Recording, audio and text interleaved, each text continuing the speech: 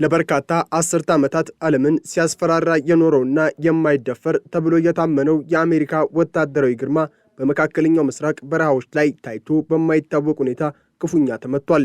ከሜዲተራኒያን ባህር እስከ ባርስ ባህረ ሰላጤ የተዘረጋውና በቢሊዮን የሚቆጠሩ ዶላሮች የወጡበት የአሜሪካ የአየር መከላከያ ሰንሰለት በኢራን ዘመናዊ የሚሳኤል ቴክኖሎጂና በቻይና የሳተላይት ድጋፍ ፊት እንደ ወረቀት ተቀዶ ወድቋል። ይህ ክስተት የአሜሪካን ወታደራዊ የበላይነት ጥያቄ ውስጥ የከተተ ብቻ ሳይሆን የምዕራባውያንን የደህንነት ስሌት ከመሠረቱ ያናወጠ ታሪካዊ ክስተት ሆኖ ተመዝግቧል። የሐምሌ ወር አጋማሽ ለዋሽንግተን የውርደትና የድንጋጤ ወቅት ሲሆን ለቴህራን ደግሞ የአስርተ ዓመታት የቴክኖሎጂ ዝግጅቷ ፍሬ ያፈራበት የታሪክ ምዕራፍ ሆኗል። የጥቃቱ መጀመሪያ በዮርዳኖስ የሚገኙትን ፓትሪዮት የተባሉ የአየር መከላከያ ስርዓቶችን በማሸነፍ ነበር። በዮርዳኖስ የሚገኘውና ለአሜሪካ ስልታዊ ጠቀሜታ ያለው የሙዋፋቅ ሳልቲ አየር ማረፊያ በኢራን የሚሳኤል ናዳ ሲደበደብ የአሜሪካ ቴክኖሎጂዎች ድምፅ አልባ ሆነው ቀርተዋል። የኢራን ባሊስቲክ ሚሳኤሎች የዮርዳኖስን የአየር ክልል ጥሰው ሲገቡ አንድም የፓትሪዮት ሚሳኤል ሊያስቆማቸው አልቻለም። የፍንዳታው ድምፅ በእስራኤል ቁጥጥር ስር ባሉ ግዛቶች ውስጥ ጭምር ሲሰማ የአሜሪካ የጦር መኮንኖችና የባህር ኃይል አባላት ለከፍተኛ ጉዳት ተዳርገዋል። የፔንታጎን መግለጫ እንደሚያመለክተው በአንድ ጀንበር ብቻ 13 የአሜሪካ ወታደራዊ አባላት፣ 10 የምድር ጦር ወታደሮችና 3 የባህር ኃይል አባላት በደረሰባቸው ቀጥተኛ የሚሳኤል ምት ቆስለዋል። ይህ ቁጥር በራሱ የአሜሪካ መከላከያ ስርዓት ምን ያህል ሽባ መሆኑንና ጠላትን የመከላከል አቅሙ ወደ ዜሮ መውረዱን የሚያሳይ ግልጽ ማረጋገጫ ነው። ይህ ውድቀት ግን በዮርዳኖስ ድንበር ብቻ የተገደበ አልነበረም። በኩዌት፣ በኳታር፣ በባህሬንና በኦማን የሚገኙ ግዙፍ የአሜሪካ የጦር ሰፈሮች በተመሳሳይ ሁኔታ የጥቃቱ ሰለባ ሆነዋል። በተለይም በኳታር የሚገኘውና የአሜሪካ ማዕከላዊ እዝ መቀመጫ የሆነው አልኡዴድ እንዲሁም በኩዌት የሚገኘው አሊ አልሳሌም የጦር ሰፈሮች የኢራን ዞልፋሃር የተባሉ ባሊስቲክ ሚሳኤሎችና የሰው አልባ ድሮኖች ድብልቅ ናዳ ሲወርድባቸው የአሜሪካ ሃርድ ኪል እና ሶፍት ኪል መከላከያዎች ሙሉ በሙሉ ሥራ አቁመው ታይተዋል። የኢራን ሚሳኤሎች የአሜሪካን መከላከያ ለማለፍ የተጠቀሙበት ዘዴ እጅግ ረቂቅና በሳይንስ እየታገዘ ነበር። ይህ ጥቃት አሜሪካ በመካከለኛው ምስራቅ የገነባቻቸውን የደህንነት ግንብ ንዶታል። ለአሜሪካ መከላከያ ስርዓት ውድቀት ዋነኛው ስልታዊ ምክንያት የኢራን ሚሳኤሎች ከቻይናው ቤዱ ስሪ የሳተላይት መፈለጊያ ስርዓት ጋር መገናኘታቸው ነው። ይህ ስርዓት ሚሳኤሎቹ በጠፈር ላይ ሆነው መንገዳቸውን እንዲያስተካክሉና በአሜሪካ የኤሌክትሮኒክስ መገናኛ ዘዴዎች እንዳይጠለፉ የሚያደርግ ምስጢራዊ ቁልፍ የታጠቀ ነው።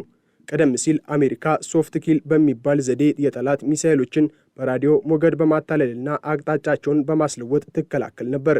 ሆኖም ቻይና ለኢራን የሰጠቻቸው ምስጢራዊ ኮዶች አሜሪካ እነዚህን ሚሳኤሎች እንዳታያቸው ወይንም አቅጣጫቸውን እንዳታስለውጥ አድርገዋታል። ይህም ማለት የአሜሪካ ቴክኖሎጂ በራሱ ሜዳ ላይ በቻይናና በኢራን የቴክኖሎጂ ጥምረት ተሸንፏል ማለት ነው። የሳተላይት ምልክቶች የማታለል ጥበብ አሁን የኢራን መጫወቻ ሆኗል። በቤጂንግ ውስጥ የአሜሪካ መከላከያ ሚሳኤሎች በከንቱ ሲተኮሱና ሲባክኑ ከፍተኛ ደስታ እየተጋነነ እንደሆነ ይነገራል።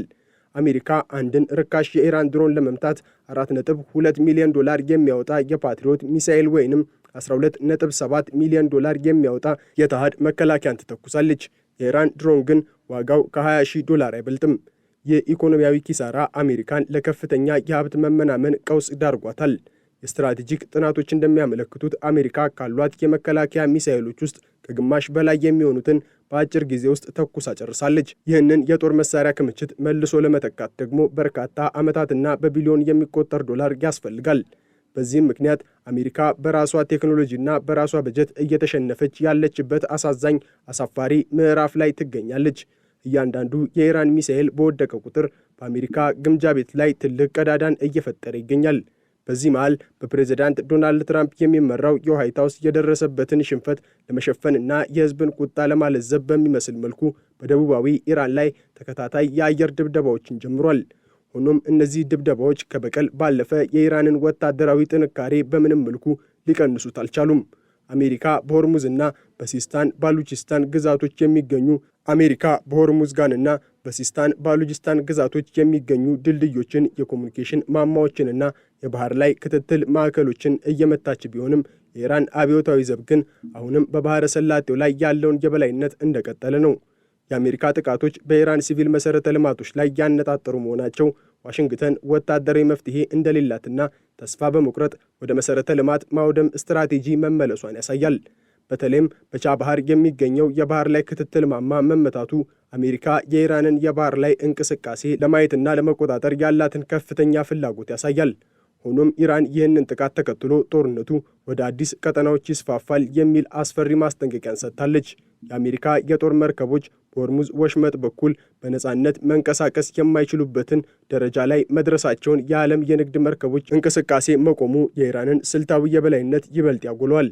አሜሪካ በኢራን የባህር ጠረፍ ላይ የምታደርገው ድብደባ የኢራንን ሚሳኤሎች ከመተኮስ ሊያግዳቸው አልቻለም።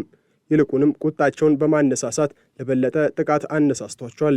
የአሜሪካ የጦር ስልት አሁን ላይ ከመከላከያ ወደ ማጥቃት ለመቀየር ቢሞክርም የመሬት ወረራ ለማድረግ ግን ፈጽሞ አቅም እንደሌለው ወታደራዊ ባለሙያዎች ይስማማሉ። የአሜሪካ የምድር ጦር ወደ ኢራን ምድር ቢገባ የኒውክሌር ቁሳቁሶችን ለማውጣት ከሚደረግ አጭር ኦፕሬሽን ባለፈ ግዛትን ለመቆጣጠር የሚያስችል የሰው ኃይልም ሆነ የሞራል ጥንካሬ የለውም። ይልቁንም አሜሪካ በኢራን ላይ የምታደርገው ተከታታይ የአየር ጥቃት ኢራን በክልሉ ያላትን የአሜሪካ አጋሮች ማለትም ሳውዲ አረቢያን፣ ዮርዳኖስንና ኤምሬትስን ይበልጥ እንድትደበድብ ቀጠናውንም እንድታተራምስ ሰበብ እየሆናት ነው። ሳውዲ አረቢያ ውስጥ የሚገኝ የአሜሪካ ወታደራዊ ተቋም በኢራን ባሊስቲክ ሚሳኤል መመታቱ ለአሜሪካ ደህንነት ዋስትና የነበሩት አገራት አሁን ላይ አደጋ መጋለጣቸውን የአሜሪካ ጋሻ እንደማያድናቸውም በተግባር ያዩበት አጋጣሚ ሆኗል። በዓለም አቀፍ ደረጃም አሜሪካ አጋሮቿን በማሰለፍና በኢራን ላይ ጫና ለመፍጠር እየሞከረች ነው። ብሪታንያ የኢራንን አብዮታዊ ዘብ በብሔራዊ ደህንነት ሕግ መሠረት የመንግሥት ስጋት አድርጋ ፈርጀዋለች።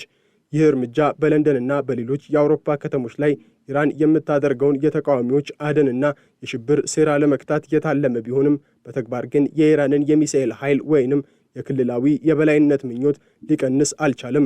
የብሪታንያ መንግሥት 14 ዓመት የሚደርስ እስራትና ከፍተኛ ቅጣት ቢጥልም የኢራን ተላላኪዎች ናቸው ያላቸው ድርጅቶች ግን አሁንም በምዕራቡ ዓለም ውስጥ ጥቃት መፈጸማቸውንና የአውሮፓን ሰላም ማወካቸውን ቀጥሏል።